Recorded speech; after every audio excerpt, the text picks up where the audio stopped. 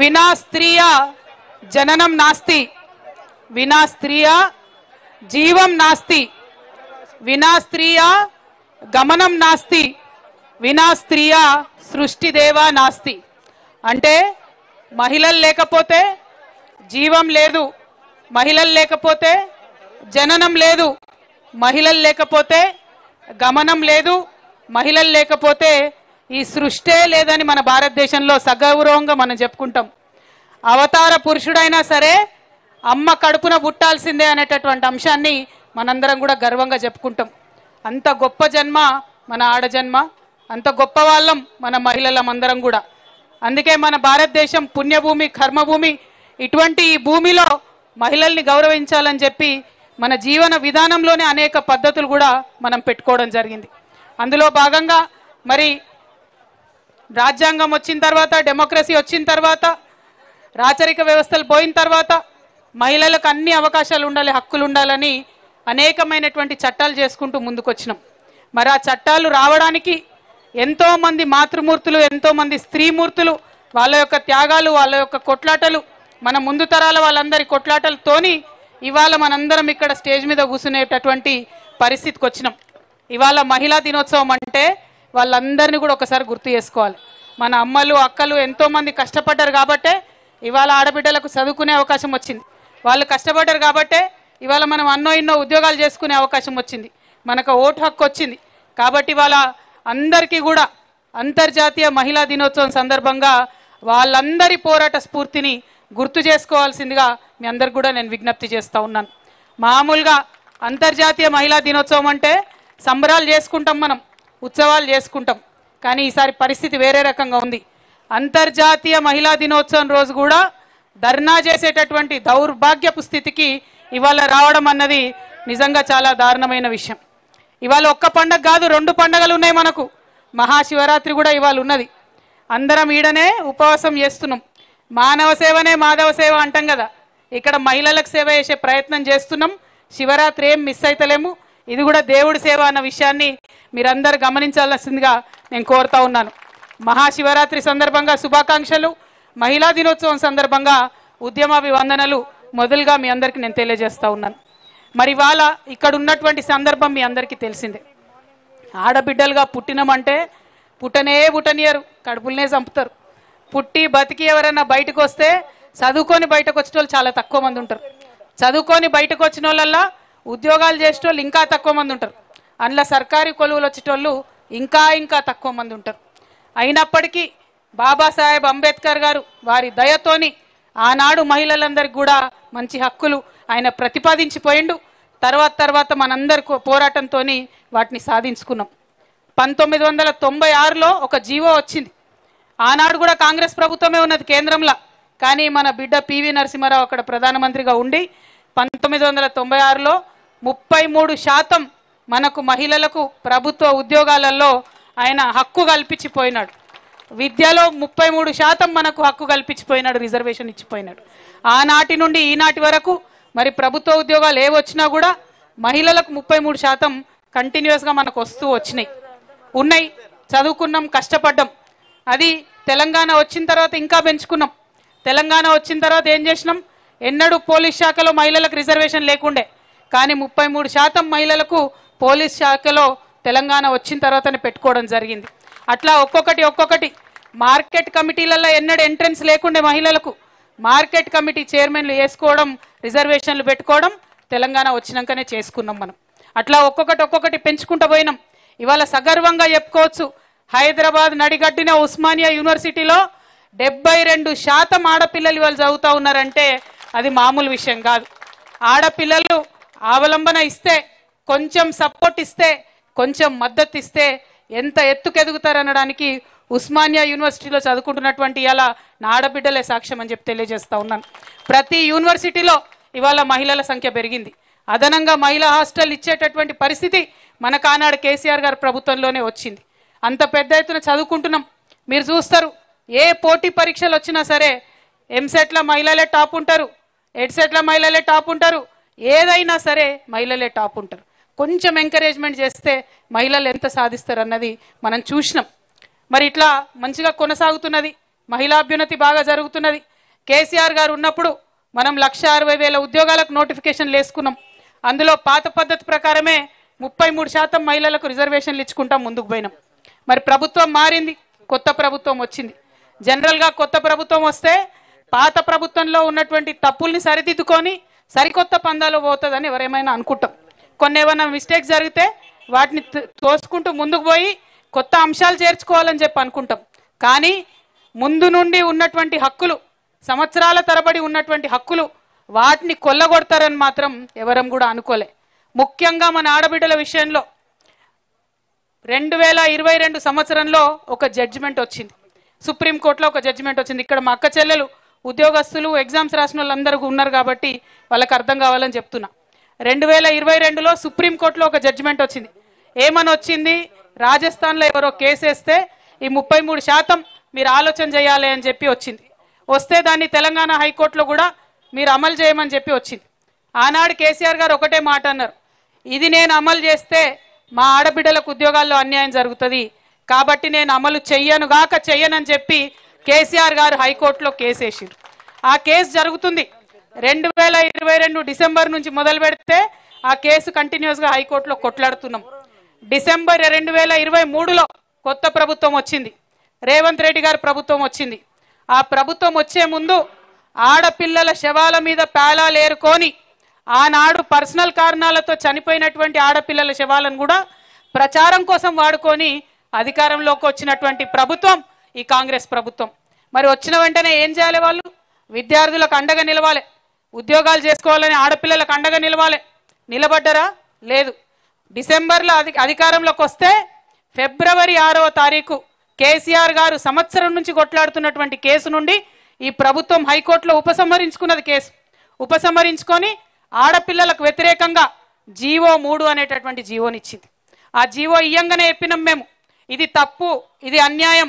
ఈ కొత్తగా మీరు ఇచ్చిన జీవోతోని 33% హక్కు ఎన్నో ఏండ్ల నుంచి మా ఆడబిడ్డలకు ఉన్నది, అది పోతుందని చెప్పినాం.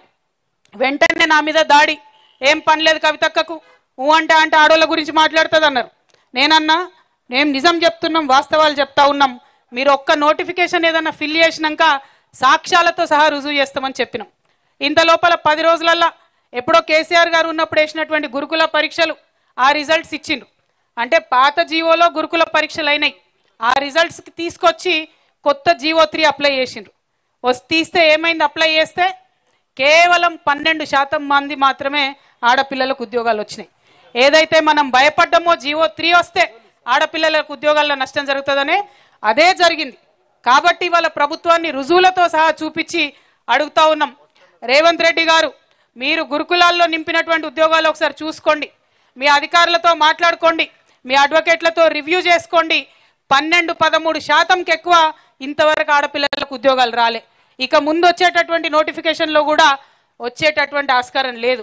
కాబట్టి దయచేసి ఆలోచన చేసి ఈ జీవో 3 రద్దు చేయాలని చెప్పి ముఖ్యమంత్రి గారిని మేము డిమాండ్ చేస్తూ ఉన్నాం. ఈ ముఖ్యమంత్రి గారు వచ్చినప్పుడు చాలా మాటలు చెప్పిండ్రు.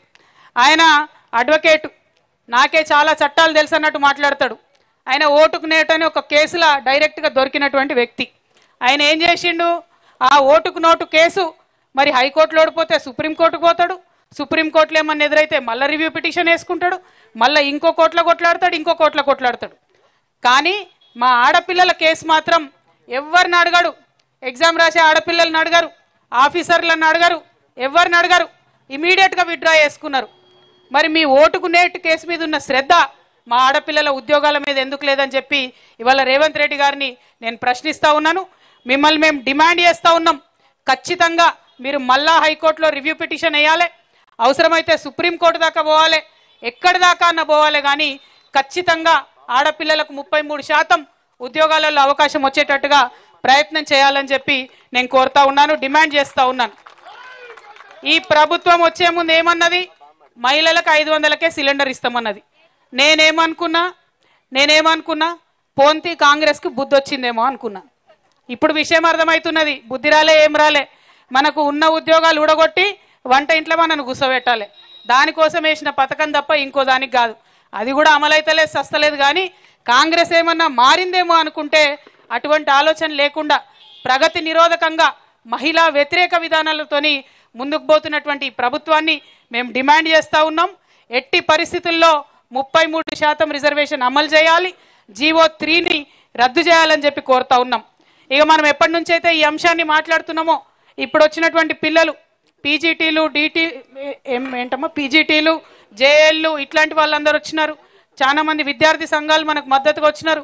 గురుకులాల పిల్లలందరూ మెసేజ్లు పంపుతున్నారు. నిన్న కూడా వాళ్ళు ధర్నా చేసిరు. పాపం సర్టిఫికేట్ వెరిఫికేషన్లు వేస్తలేరు, కట్ ఆఫ్ మార్క్ ఎంత ఉందో చెప్తలేరు. బహిరంగంగా చెప్పొచ్చు కదా కట్ ఆఫ్ మార్క్ ఏముందో, చెప్తలేరు. దానికో సీక్రెసీ ట్రాన్స్పరెన్సీ ఉండాలని మనకు శుద్ధులు చెప్పినటువంటి వాళ్ళు ఇప్పుడు సీక్రెట్ మెయింటైన్ చేస్తున్నారు. కనీసం కలుద్దాం ముఖ్యమంత్రి అని పోతే ఆడపిల్లలను చూడకుండా కనీసం అపాయింట్మెంట్ కూడా వాళ్ళకి ఇవ్వలే. మరి ఈ మనిషి ఈ ముఖ్యమంత్రి గారు ఆనాడు కేసీఆర్ గారిని ఎన్ని మాటలు అన్నారు, మీరు కలుస్తలేరు, ప్రజల్ని కలుస్తలేరు, మేము రోజు కలుస్తాం, సెక్రటేరియట్ల డోర్లు బార్లా తెరిచి పెడతామని చెప్పిండ్రు. ఒక్కసారన్నా కలిసిండు మా ముఖ్యమంత్రి? కనబడ్డా ఈ 90 రోజులలో ఎవరికన్నా? ప్రజాపాలన అని చెప్పి పెట్టిండ్రు, ఒక్కనాడు కూడా అందులోకి పోరు. అది ఎవ్రీడే అని చెప్పిండ్రు, 2 రోజులు చేసిండ్రు.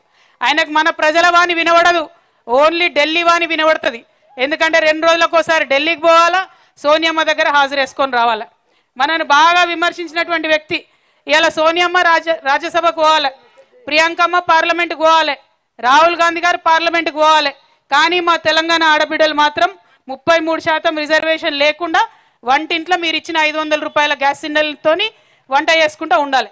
మరి ఇదేం న్యాయమో రేవంత్ రెడ్డి గారు చెప్పాలని చెప్పి నేను డిమాండ్ చేస్తూ ఉన్నాను. అట్లానే ఈ గురుకుల ఫిల్ చేసేటప్పుడు కనీసం ఫిజికల్లీ హ్యాండిక్యాప్డ్కి సంబంధించి 4% అది చట్టం ఉంది బాజాప్తా, దాన్ని కూడా పాటించినటువంటి ఈ ప్రభుత్వం నిజంగా సిగ్గు. మీరు కనీసం వికలాంగులకు తోడుంటలేరు, మహిళలకు తోడుంటలేరు. మరి మీరు ఎవరికి తోడుంటారో ఒక్కసారి ప్రజలకు తెలియజేయాలి.